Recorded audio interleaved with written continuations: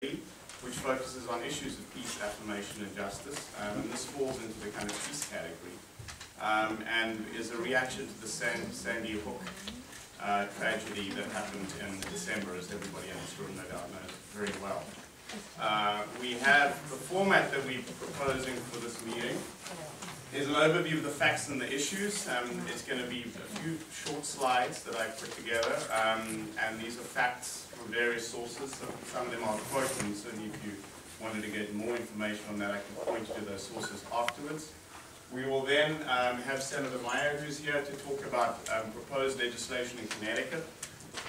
There is, as I understand, there's two bills, one that Ed is proposing, there's another bill being proposed, and as many of you may know, the governor has a commission that is also looking at this issue.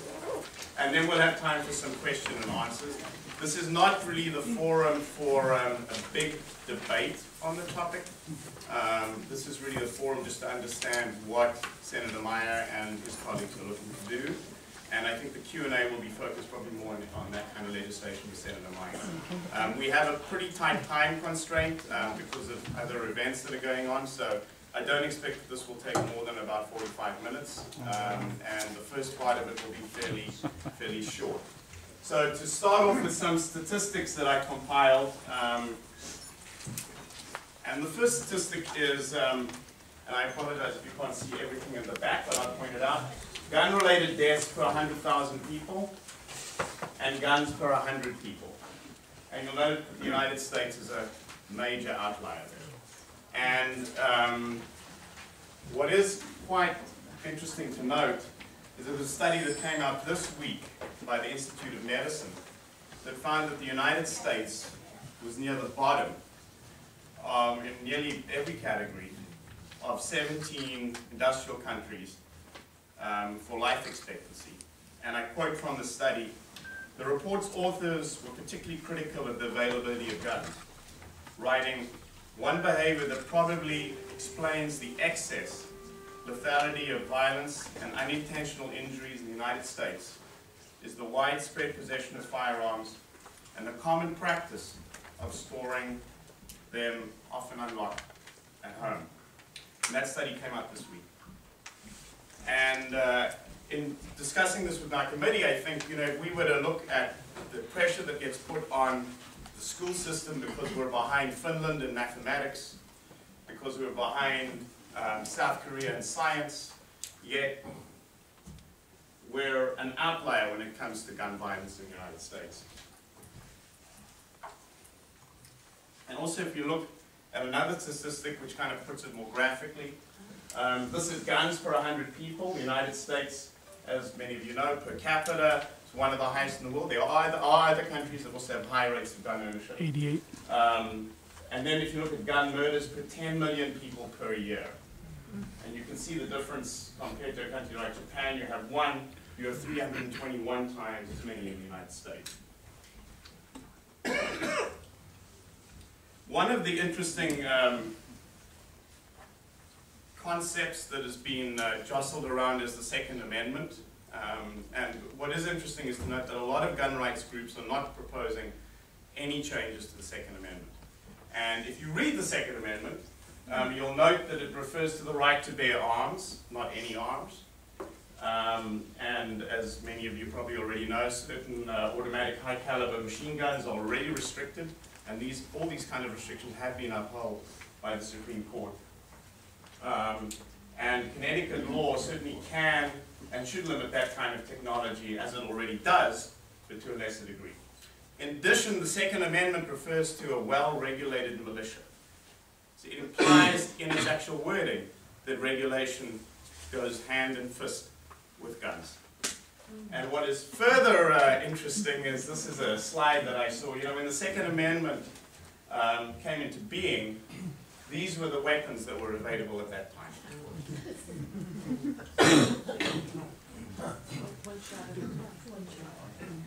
So our committee, and I just want to make it clear that these were some of the views of my committee, not our church.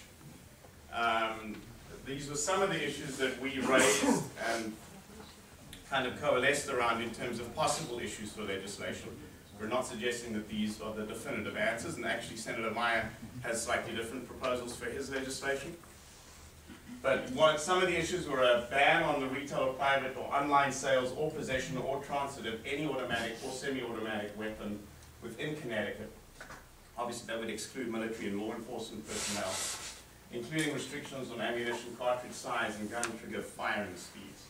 And of course, when you look at the Newtown tragedy, this is directly linked to that. A buyback or give back or trade-in program for existing owners who have weapons in those categories. The closing of any private reselling gun show or online loopholes. Many of you are probably aware that a substantial number of guns do not go through the current retail channels, licensed retail channels. Stricter background checks and longer waiting times for gun purchase.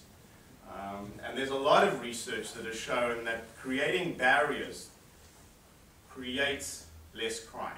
And sometimes, even though these barriers and thresholds can be low, they accumulate, particularly actually in the minds of people who are mentally unstable, because these little things, and there have been studies that have shown that even the weather can affect when somebody will decide to commit a crime.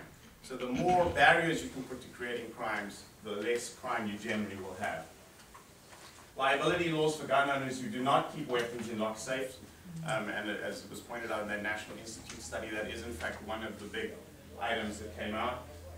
And a limit of one weapon that could be carried or transported at any time within the state. So these were just some possible issues that were raised. And then, as an introduction to Ed,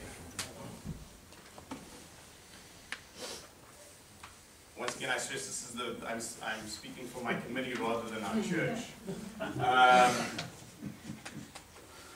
I think the concern that a lot of people in our committee have. Could we move to the sanctuary rather than having a whole bunch of people standing out in the hallway? Okay, I think what we can do maybe is we can move to that for the.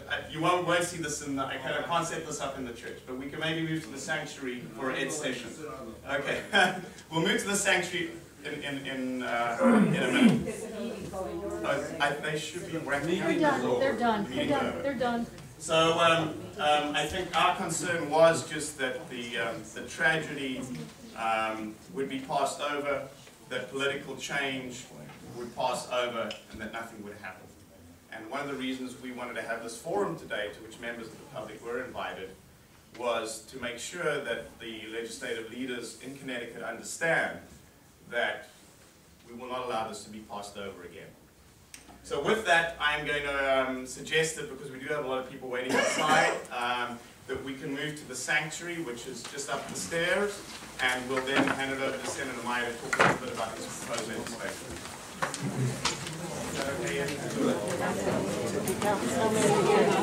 In here, but there's a lot of people waiting outside. I'm going to have to reach out. Why don't you take this one? Oh, thank you. Sure.